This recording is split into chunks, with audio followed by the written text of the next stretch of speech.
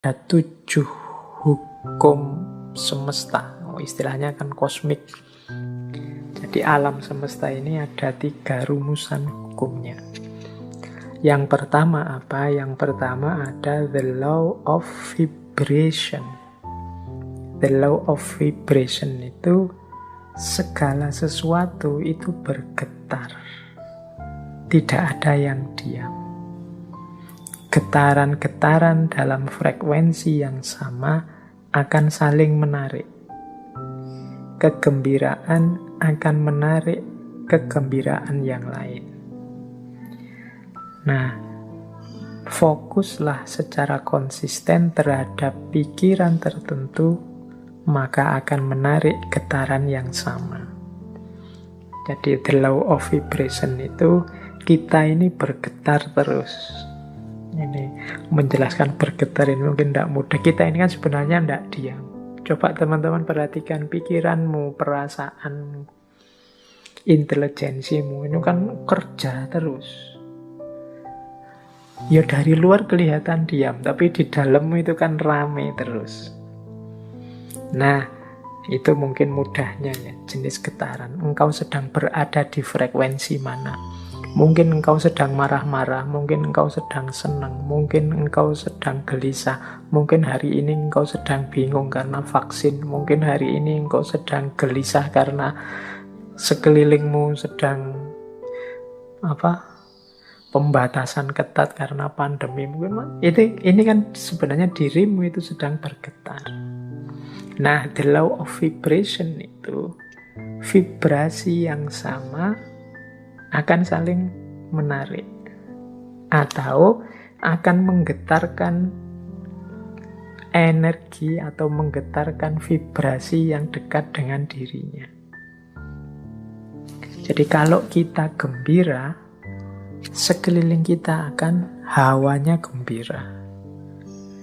Dan orang-orang yang di dekat kita akan terpengaruh oleh kegembiraan itu. Itu the law of vibration, mudahnya begitu. Jadi getaran kita itu mempengaruhi sekelilingnya. Apa yang ada dalam diri kita kalau kita gelisah atau murung, ini menggetarkan sekelilingmu dengan kegelisahan dan kemurungan. Ini namanya the law of vibration. Makanya kadang-kadang teman-teman kan bisa merasakan kalau misalnya punya teman akrab gitu, temanmu sedang sedih, terus dekat denganmu, dia pura-pura banyak ketawa, pura-pura ceria, tapi getarannya bisa engkau tangkap. Itu the law of vibration. Jadi getaran yang ada dalam diri kita itu akan menarik frekuensi yang sama dari yang ada di sekeliling kita. Kalau teman-teman dekat dengan teman yang sedang sedih, sedang gelisah, sedang susah, sekali-sekali dia tampak nangis, itu kan kita ikut terus hanyut dalam situasi kesedihannya, ikut dalam kemurungannya. Nah, ini ilustrasi mudah. Kalau teman-teman dekat dengan teman yang sedang senangnya luar biasa, cerianya luar biasa karena tujuannya tercapai gembira, itu kita dekat dia juga ikut gembira. Jadi getaran yang ada dalam diri orang lain bisa mempengaruhi getaran yang ada dalam diri kita. Demikian pula sebaliknya. Jadi kegembiraan akan mendatangkan kegembiraan. Kesedihan juga akan mendatangkan kesedihan. Ini the law of vibration namanya. Menyikapi the law of vibration itu seperti apa? Ya menurut William Walker Atkinson adalah fokuslah pada yang baik-baik, yang indah-indah, yang nyaman-nyaman di pikiranmu. Apa yang engkau inginkan, fokuskan ke situ pikiranmu terus. Jadi getaran kesuksesan, getaran cita-cita keberhasilan, getaran cita-cita kebahagiaan itu biar menyebar kemana-mana dan menarik itu ke dalam dirimu.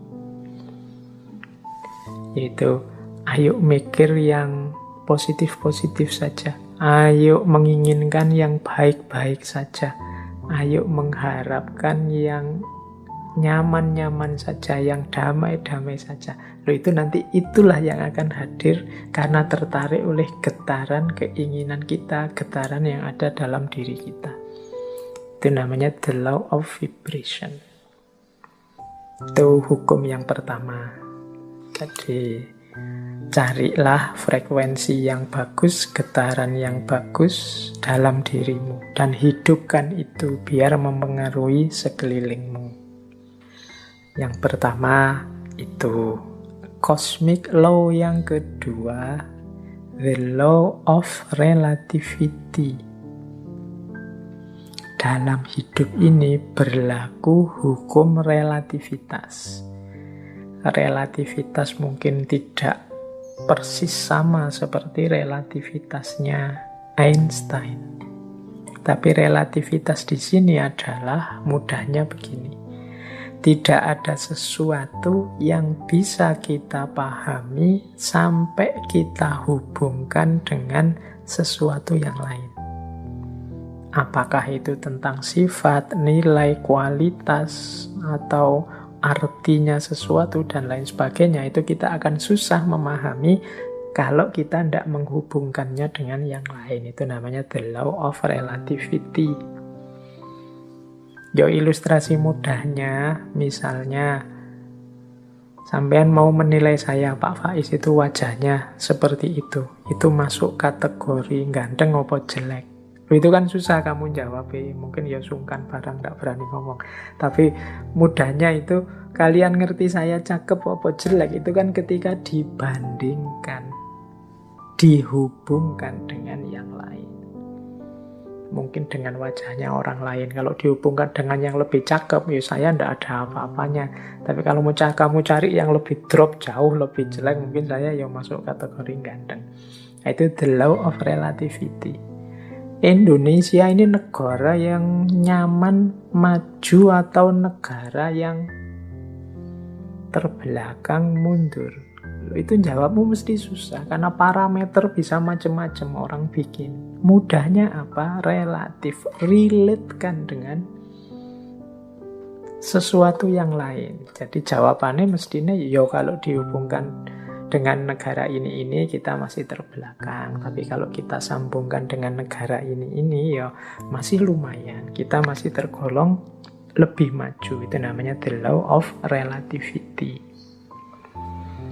Jadi ini hukum alam yang kedua.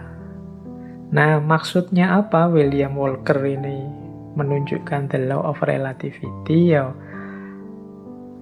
hendaknya kita ini selalu menghubungkan situasi yang kita alami dengan yang lebih buruk atau lebih kurang atau di bawah kita.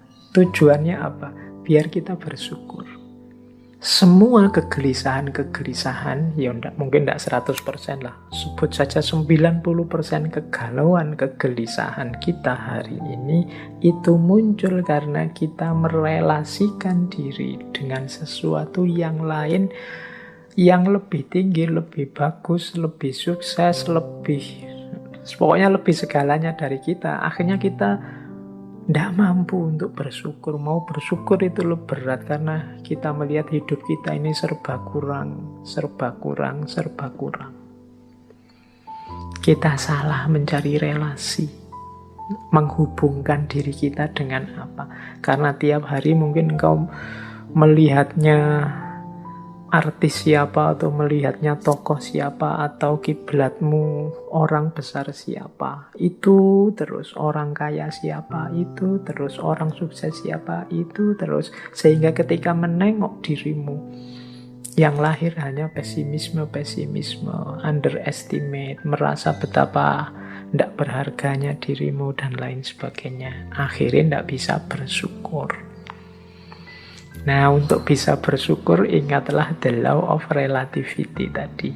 Kalau engkau mau melihat yang lebih bawah darimu, masih banyak. Ada mahasiswa yang sumpek sekali karena semester akhir belum punya pacar misalnya. Dia lupa bahwa dia jadi mahasiswa itu aja sudah kelebihan yang luar biasa. Benchmarknya mungkin temennya. Benchmark itu tempat dia mengukur, tempat dia merelasikan diri, itu temennya yang sudah punya pacar. Tapi dia lupa, dalam dirinya ada banyak kelimpahan, ada banyak kelebihan. Dia sibuk hanya satu kekurangan ini. Ini biasanya karena salah merelasikan diri. Akhirnya susah bersyukur. Nah, itu hukum alam yang kedua. Law of relativity. Ayo, untuk banyak hal, ya enggak untuk semua hal ya. Untuk beberapa hal, law of relativity ini kita pakai ya untuk yang baik-baik, sholat, ibadah, untuk tekun belajar. Nah, kita ambil yang level tinggi biar kita semangat untuk meniru yang baik-baik. Tapi untuk hal-hal tertentu kita ambil standar yang lebih di bawah kita sehingga kita tidak lupa untuk bersyukur. Nah, yang ketiga, the law of cause and effect. Hukum sebab akibat. Kalau ini saya tidak perlu menjelaskan ya. Kalau dalam Islam ya ada famay ya'mal misqala dzarratin khairan yarah wa may ya'mal misqala dzarratin syarran yarah. Ada aksi, ada reaksi. Ada sebab, ada akibat. Maka menghadapi hukum yang semacam ini, marilah kita ciptakan dalam hidup ini sebab yang baik-baik saja. Sebab-sebab yang produktif, yang sukses, yang unggulan, sehingga kita mendapatkan akibat juga yang sukses, yang unggulan. Jadi karena ada sebab, ada akibat. Kalau ingin akibat yang bagus, ya ciptakanlah sebab yang bagus. Ini hukum alam juga. Tidak mungkin dari kemalasan lahir keberhasilan misalnya, makanya jangan malas. Tidak mungkin dari kejahatan, keburukan lahir kebaikan. Tidak mungkin dari proses yang merusak lahir perbaikan. Nah, ini cause and effect. Ini hukum alam yang ketiga. Ada sebab, ada akibat. Apapun yang kita panen hari ini, itu adalah benih yang kita tanam sebelumnya. Yang keempat, the law of polarity. Law of polarity ini, segala sesuatu dalam hidup ini ada pasangannya. Ada panas, ada dingin, ada terang, ada gelap. Ada atas bawah, ada baik buruk, ini pasangan. Pasangan ini sifatnya saling mengadakan. Saling mengadakan, ya kalau tidak ada buruk, yang baik juga tidak akan ada. Adanya yang baik karena ada yang buruk. Ini namanya saling mengadakan. Kalau semua orang sama, semua baik, semua, ya dia tidak disebut baik, ya standar saja. Dia disebut baik karena ada yang buruk. Disebut terang karena ada situasi gelap. Disebut atas karena ada bawahnya. Bawah saja tidak ada atas, tidak mungkin. Atas saja tidak ada bawahnya, tidak mungkin. Jadi dia saling mengadakan, saling mendukung keberadaan masing-masing. Oke, jadi situasi the law of polarity ini membuat kita nanti tidak mudah melihat satu sisi saja dari sesuatu, tapi harusnya kita melihat secara lebih lengkap. Jadi ada orang baik loh, terus kita puji, kita senangi total 100%. Dia dengan segala kebaikannya. Tiba-tiba dia melakukan sedikit atau satu keburukan. Runtuhlah kepercayaan kita yang darinya sangat cinta jadi sangat benci. kita lupa bahwa lo yang namanya masih manusia, masih duniawi itu pasti berpasangan. Ada baiknya, ada buruknya. Ya mungkin kadar dan ukurannya berbeda-beda, tapi pasti ada pasangan-pasangan ini. Kita sering tidak siap menerima situasi yang kebalikan dari kenikmatan, kenyamanan yang kita rasakan hari ini. Padahal itu ya berpasangan. Ada enak, ada tidak enak. Di balik kenikmatan, di sisi sana ada ketidaknikmatan. Itu selalu ada. Minggu depan insya Allah kita perdalam the law of polarity ini di falsafah hidup yin yang. Tapi the law of polarity ini juga salah satu dari 7 cosmic law. Salah satu hukum semesta. Baik, nanti kita lanjutkan kalau yang keempat ini ya. Yang kelima, the law of rhythm. The law of rhythm ini, hidup ini mengalami siklusnya masing-masing. Hidup ini ada perputarannya. Siang, malam, kelahiran, kematian, kemunculan, kepergian, dan lain sebagainya. Namanya rhythm, iramanya hidup. Nah, segalanya ada awalnya, ada akhirnya. Ini the law of rhythm. Beberapa kali saya ceritakan kan ada kisah sufi, seorang sufi yang punya jargon, ini pun akan berlalu. Mengalami apapun, apakah itu kesenangan, apakah itu kesedihan, pada saatnya juga akan berlalu. Seberat apapun, seperti apapun.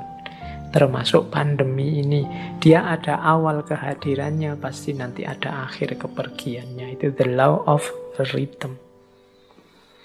Jadi kalau kita mengalami situasi apapun, sadarlah bahwa situasi ini akan berakhir. Yang sedang sedih, ingatlah kesedihanmu pada saatnya akan berganti kegembiraan. Yang sedang gembira, wong namanya kita hidup, pada saatnya juga akan ada masalah dan kegembiraan akan bertemu dengan kesedihan. Itu namanya the law of rhythm. Hidup ini ada siklusnya. Yang sedang di bawah jangan putus asa, yang sedang di atas jangan jumawa. Karena kita ini berputar. Ini namanya the law of rhythm. Untuk the law of rhythm ini, insya Allah nanti minggu terakhir kita bahas dari perspektif filsafat Jawa. Cokro Manggilingan. Baik, kita lanjutkan. Yang keenam, the law of gestation. The law of gestation itu bunyinya begini. Segala sesuatu perlu waktu untuk terjadi. Tidak ada yang ujuk-ujuk sempurna, tidak ada yang ujuk-ujuk utuh. Segala sesuatu dalam hidup ini butuh proses, perlu waktu. Jadi makanya kita kalau ingin sukses juga perlu kesabaran, menunggu momen, menunggu waktunya. Karena segala sesuatu ada waktunya. Ada waktu menanam, ada waktu memelihara, ada waktu memetik buahnya. Segalanya butuh proses. Tidak ada yang ujuk-ujuk setelah ditanam terus buahnya muncul. The law of gestation. Dan yang ketujuh, yang terakhir dari 7 cosmic law adalah the law of transmutation. Segala sesuatu berubah. Jadi segala sesuatu, karena hidup ini di dunia pastinya dinamis. Segalanya berubah. Ini banyak kalau kita belajar filsafatnya dulu, filsafat Yunani yang terkenal Heraklitus itu ya segalanya berubah, kecuali perubahan itu sendiri. Yang tidak berubah hanya perubahan. Nah, law of transmutation ini menyadarkan kita untuk menghadapi perubahan, merancang dan menyiapkan perubahan agar perubahan yang terjadi arahnya sesuai keinginan kita, membuat kita lebih baik, membuat kita lebih sukses, membuat kita lebih berhasil. Jangan biarkan perubahan liar tidak terkontrol. Baik, ini 7 cosmic laws. Ini alam semesta. Di level batinnya itu ada 7 mekanisme ini. Ini kalau menurut teorinya Walker Atkinson.